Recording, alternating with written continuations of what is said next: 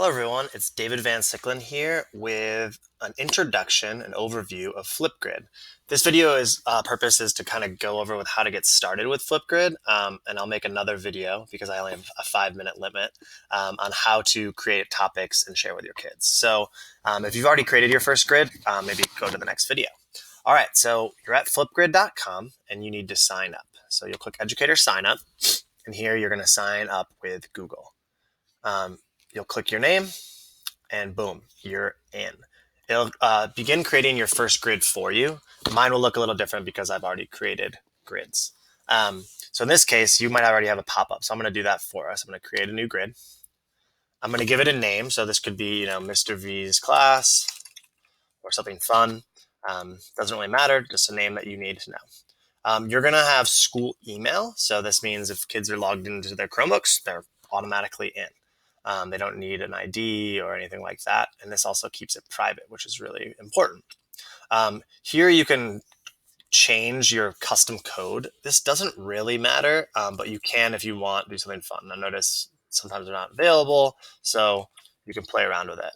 I'm going to hit next now once I've given my title, my school email, and if I wanted to change this flip code, which again is optional. Here, this is really important.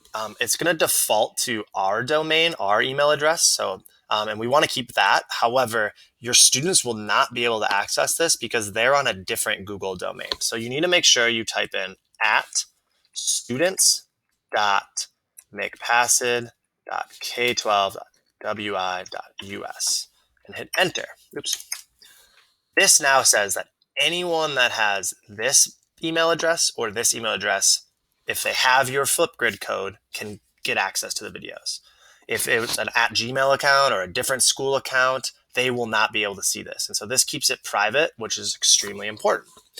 Now, if you wanted to share with parents, you wouldn't give them a code. You'd actually have to download the videos and all that. So again, that's a great thing. We want to make sure we're keeping our kids' privacy at the forefront.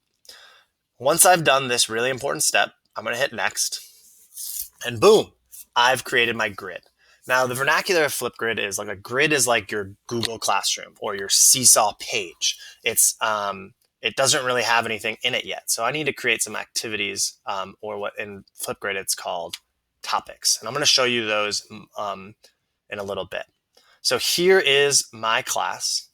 I'm inside the grid. Notice if I have multiple grids, here they all are. These are all different classrooms. Here's Mr. V's class. Again, it creates my first topic for me. I can, from this page, delete this if I don't want it and create my own, which I'll do in this case just to show you how to do that. I can add co-pilots, co-teachers. So if I do that, they need to have an account already made in FlipGrid to be able to share it with them. So I couldn't type in, Jess Beam's email address here if she hasn't had a FlipGrid account already. So once she does do that, though, you could type in her email address and hit invite, and she can then be like a co-teacher with you. Here's how you add a new topic, and we'll go over that in the next video. But just to kind of give you a quick overview, this is what it looks like once you've kind of been going for a while. So I've been working in this FlipGrid with my students for a while. So here are all different topics. These are individual questions that kids can respond to and record. When it says active, it means kids can actively record responses, watch each other's, and reply. If it's frozen, it means it's no longer accepting responses. However, kids can watch the videos still. And if it's hidden, that means that kids can't see the videos nor record. But as a teacher, you can still look at them, and it's, like evidence that you can look back on if you're using these for report cards or whatever.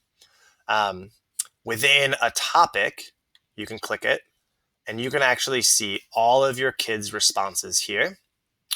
You can see if there's been replies to their response, and you can even do things like delete their response or download it and stuff like that. So that's how you get started. My next video, I'm going to show you how to create a topic, which is equally important because that's really what FlipGrid is in a nutshell. I hope that was helpful. Again, if you have any questions, please don't hesitate to reach out. My email is dvansicklen@mcpasd.k12.wi.us. Thanks for watching.